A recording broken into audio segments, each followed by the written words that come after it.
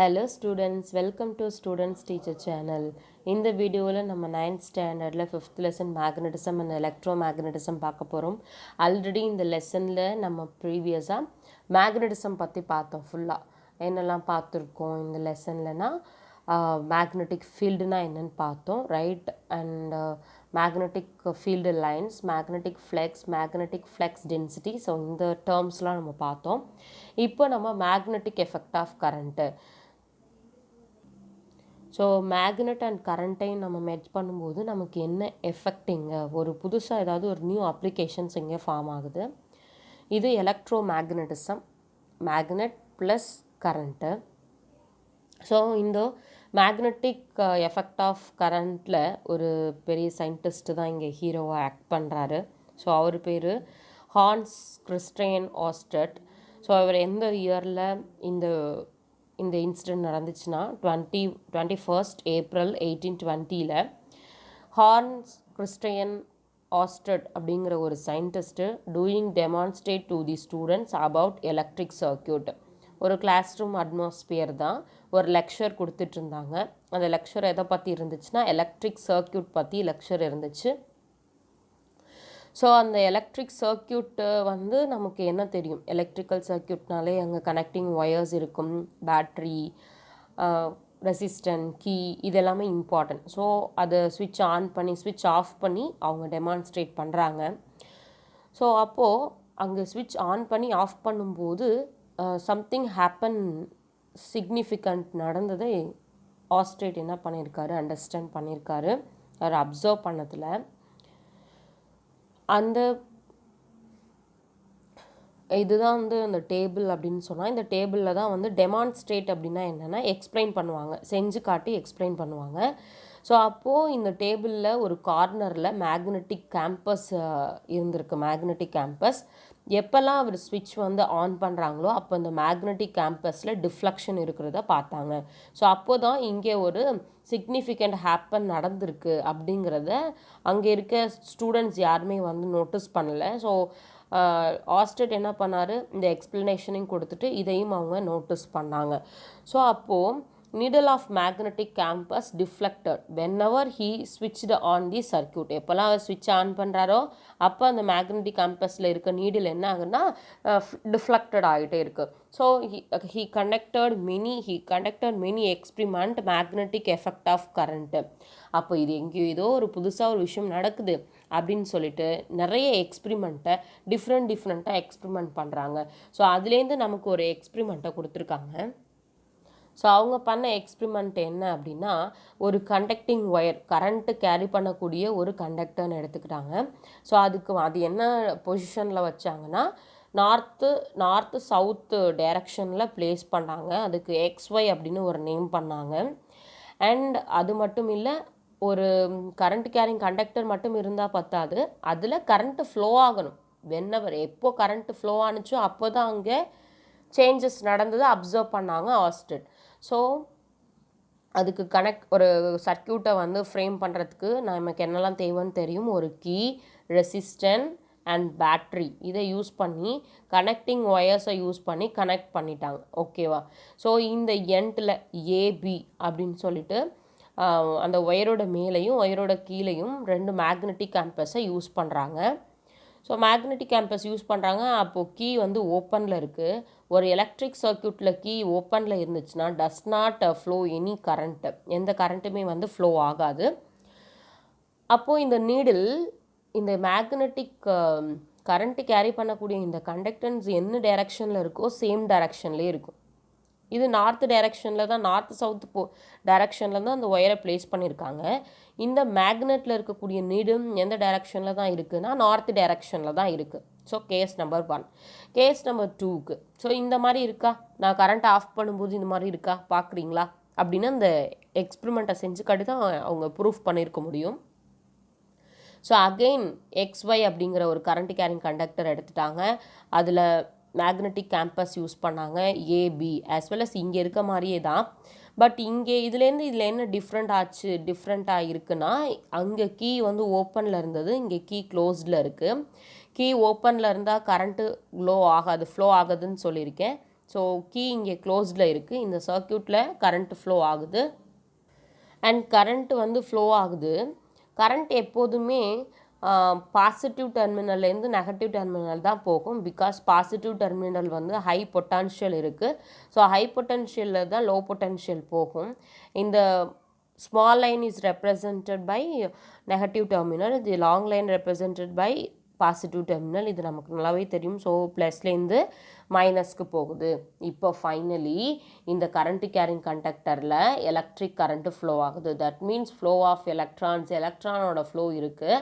So current carry conductor அதில் flow ஆனதுக்கு அப்புறம் அங்கே என்ன நடக்குதுன்னா, அந்த நீடில் ஒன்று ஈஸ்ட் டைரக்ஷன், ஏ ஈஸ்ட்லையும் பி வெஸ்ட் அப்படிங்கிற டைரக்ஷன்லையும் நீடில் டிஃப்ளெக்ட் ஆகிருக்கு. ஸோ அப்போது கரண்ட்டு ஃப்ளோ ஆகாமல் இருந்தபோது அந்த நீடில் எந்த டிஃப்ளெக்ஷனுமே இல்லை. இங்கே கரண்ட்டு ஃப்ளோ ஆகும்போது இங்கே டிஃப்ளெக்ஷன் இருக்குது. ஸோ இதுதான் அவங்க வந்து இங்கே கரண்ட் இல்லை, ஸோ டிஃப்ளெக்ஷன் இல்லை. There is a current, so இங்கே டிஃப்ளெக்ஷன் இருக்குது அப்படிங்கிறத இந்த எக்ஸ்பிரிமெண்ட்லேருந்து நமக்கு சொல்கிறாங்க. ஓகே, ஸோ ஏ இங்கே தான் அந்த ஃபர்ஸ்ட் கேஸில் ஏ நார்த்தில் தான் இருந்துச்சு, பி நார்த்தில் தான் இருந்துச்சு, அண்ட் ஏ வந்து ஈஸ்ட் அண்ட் பி வந்து வெஸ்ட்டில் இருந்துச்சு. இப்போது இதை இன்னும் ஈஸியாக நம்ம அண்டர்ஸ்டாண்ட் பண்ணணும், ஈஸியாக வந்து அண்டர்ஸ்டுட் பண்ணுறதுக்காக இந்த விஷயத்த ஃப்ளெமிங்கோட ரைட் ஹேண்ட் தம் ரூலை யூஸ் பண்ணி, இது ஃப்ளெமிங்கோட ரைட் ஹேண்ட் தம் ரூலை யூஸ் பண்ணி நமக்கு இன்னும் ஒரு டெஃபினேஷன் கொடுத்துருக்காங்க. ஸோ ஈஸியாக நம்ம அண்டர்ஸ்டாண்ட் பண்ணணுங்கிறதுக்காக. ஸோ இதில் நம்மளோட ரைட் ஹேண்டை எடுத்துகிட்டு ரைட் ஹேண்டோட தம் ஃபிங்கர் இருக்குது அண்ட் ரிமைனிங் இருக்க 4 ஃபிங்கர் இருக்குது. அது என்ன டைரக்ஷனில் வச்சுக்கணும் அப்படின்னா, இந்த மாதிரி இந்த தம் ஃபிங்கர் வந்து அப் பொசிஷனில் இருக்கணும். ரிமைனிங் இருக்க இந்த 4 ஃபிங்கர் வந்து இப்படி இருக்கணும், இந்த டைரக்ஷனில்.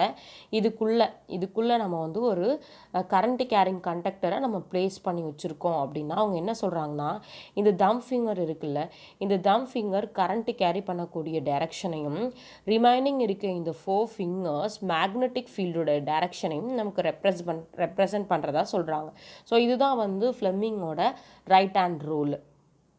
ஸோ இது கவனிங்க, இங்கே இதுதான் வந்து கரண்ட்டு கேரி பண்ணக்கூடிய கண்டக்டர் இல்லையா. ஸோ இப்போது இதில் கரண்ட் வந்து எந்த டைரக்ஷனில் போகுதுன்னா அப்வர்டு டைரக்ஷனில் போகுது. இங்கே இப்படி போகுது கரண்ட்டோட டைரக்ஷன்.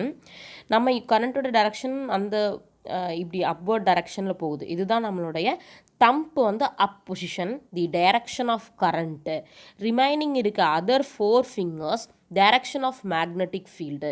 ஸோ இந்த இது இருக்கு இல்லையா ஃபீல்டு, இது மேக்னெட்டிக் ஃபீல்டு இருக்குது. ஸோ எப்போதுமே இந்த கரண்ட்டு ஃப்ளோ ஆகிற டைரக்ஷனும் மேக்னெட்டிக் ஃபீல்டு ப்ரொடியூஸ் ஆகிற டைரக்ஷனும் எப்படி இருக்குன்னா பெர்பெண்டிகுலர் டைரக்ஷனில் தான் இருக்கும். அகெயின் நமக்கு இன்னும் எக்ஸ்ப்ளனேஷன் வந்து கொடுக்கறதுக்காக ஒரு ஆக்டிவிட்டியிலேருந்து இதை கொடுத்துருக்காங்க. என்னென்னா இது எலக்ட்ரிக் சர்க்யூட் தான், அதில் எந்த டவுட்டுமே கிடையாது. ஒரு எலக்ட்ரிக் சர்க்யூட் எடுத்திருக்கோம். இந்த எலக்ட்ரிக் சர்க்யூட்டில் நமக்கு கீ, ரெசிஸ்டன்ட் எல்லாமே நம்ம ப்ளேஸ் பண்ணியிருப்போம், சரிங்களா.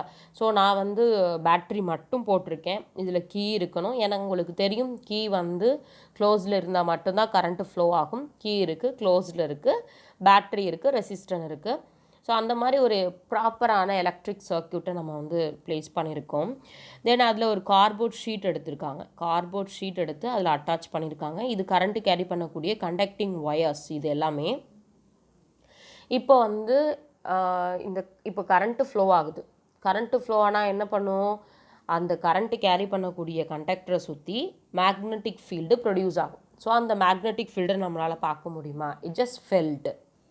நாம் அதை வந்து ஃபீல் தான் பண்ண முடியும். பட் அதை நம்ம எப்படி வந்து அங்கே மேக்னெட்டிக் ஃபீல்டு ஃபார்ம் ஆகுது அப்படிங்கிறத நம்ம ஐடென்டிஃபை பண்ண முடியும் அப்படின்னா, நம்ம வந்து மேக்னெட்டிக் கேம்பஸை யூஸ் பண்ணுவோம். மேக்னெட்டிக் கேம்பஸ் நான் இந்த இடத்துல நான் வந்து இதுதான் அந்த கார்ட்போர்ட் ஷீட்டு, இது அந்த ஒயர், நம்ம கரண்ட்டு கேரி பண்ணக்கூடிய ஒயர்னால், இப்போ இந்த கேம்பஸ் இருக்குல்ல, இதுதான் கேம்பஸ்னால் இதில் ஒரு நீடில் தான் இருக்கும், ஒரு நீடில் இருக்கும்.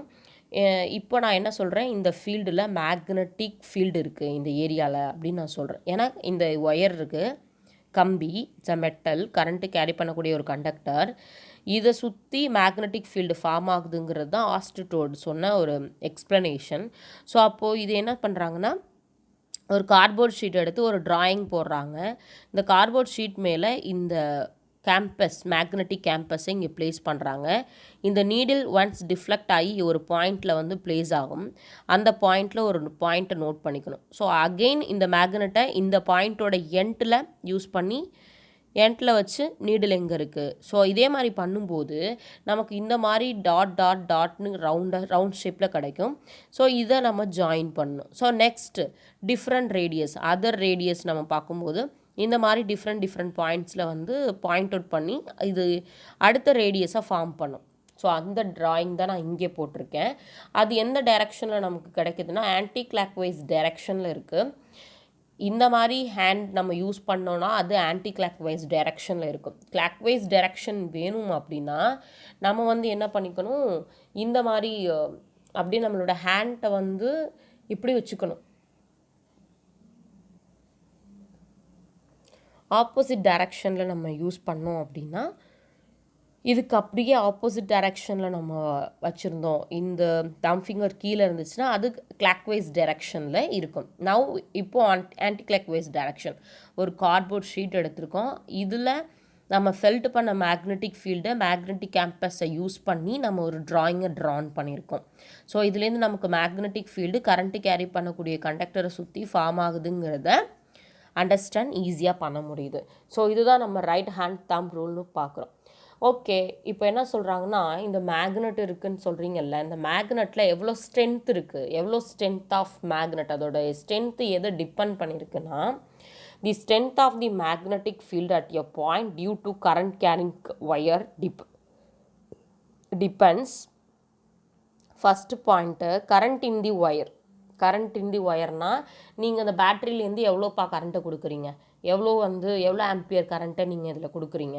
ஸோ நீங்கள் கரண்ட் அதிகமாக கொடுத்தீங்கன்னா அதில் மேக்னெட்டிக் ஃப்ளக்ஸ் அதிகமாக இருக்குது, மேக்னெட்டிக் ஃபீல்டு அதிகமாக இருக்க போது. கரண்ட்டை கம்மியாக கொடுத்தீங்கன்னா மேக்னெட்டிக் ஃபீல்டு கம்மியாக கிடைக்கும்னு சொல்கிறாங்க. This is a first point. And distance of the point from the wire. நீங்கள் வந்து பக்கத்தில் இருக்க ஒரு பாயிண்ட்டை இந்த ஒயர்லேருந்து ஃப்ரம் தி ஒயர், இந்த ஒயர்லேருந்து பக்கத்தில் இருக்க நியர் பாயிண்டில் ஒரு பாயிண்ட்டை கன்சிடர் பண்ணிங்கன்னா இதில் மேக்னெட்டிக் ஸ்ட்ரென்த்து அதிகமாக இருக்கும். அதுவே நீங்கள் தூரத்தில் கன்சிடர் பண்ணிங்க அப்படின்னா மேக்னெட்டிக் ஃபீல்டோட ஸ்ட்ரென்த் வந்து கம்மியாக இருக்கும்னு சொல்கிறாங்க. அண்ட் அடுத்தது orientation of the point from the wire. Orientation means அது என்ன மாதிரியான ஆங்கிள்ஸை ஒவ்வொரு பாயிண்ட்லேருந்தும் இந்த ஒயர் கூட என்ன மாதிரியான டிஃப்ரெண்ட் ஆங்கிள்ஸை வந்து ப்ரொடியூஸ் பண்ணுது. ஸோ அதுதான் என்ன சொல்கிறாங்க, orientation of the point. So next nature of medium. நம்ம வந்து இந்த மேக்னெட்டிக் ஃபீல்டு வந்து என்ன மாதிரியான நேச்சரில் மீடியமில் நம்ம யூஸ் பண்ணுறோம். ஸோ அந்த நேச்சர் ஆஃப் தி மீடியமை டிபெண்ட் பண்ணியும் அந்த மேக்னெட்டோட ஸ்ட்ரென்த், மேக்னெட்டிக் ஃபீல்டோட ஸ்ட்ரென்த்து ஒவ்வொரு பாயிண்ட்லையும் அந்த கரண்ட்டு கேரி பண்ணக்கூடிய ஒயரை டிபெண்ட் பண்ணியிருக்குன்னு சொல்கிறாங்க. இந்த மேக்னெட்டிக் ஃபீல்டு ஸ்ட்ரென்த் எதை டிபெண்ட் பண்ணியிருக்கு, கரண்ட்டு கேரி பண்ணக்கூடிய அந்த ஒயர். ஸோ ஒயர் டிபெண்ட்ஸ் இந்த திங்ஸ் எல்லாத்தையுமே டிபெண்ட் பண்ணியிருக்கு. ஓகே, இந்த டாப்பிக்கில் மேக்னெட்டிக் எஃபெக்ட் ஆஃப் கரண்ட்டு பார்த்துருக்கோம். உங்களுக்கு ஏதாவது டவுட் இருந்துச்சு அப்படின்னா கமெண்ட் பண்ணுங்கள். அண்ட் நான் போடுற வீடியோவெல்லாம் உங்களுக்கு கண்டினியூஸாக வரணும் அப்படின்னா நீங்கள் சப்ஸ்கிரைப் பண்ணுங்கள். உங்களுக்கு ஏதாவது வேணும் அப்படின்னாலும், ஏதாவது டாபிக்ஸ் பற்றி டவுட் இருக்குன்னாலும் நீங்கள் கமெண்ட் பண்ணுங்கள். ஸோ நான் உங்களுக்கு எக்ஸ்பிளைன் பண்ணுறேன். Okay, thank you.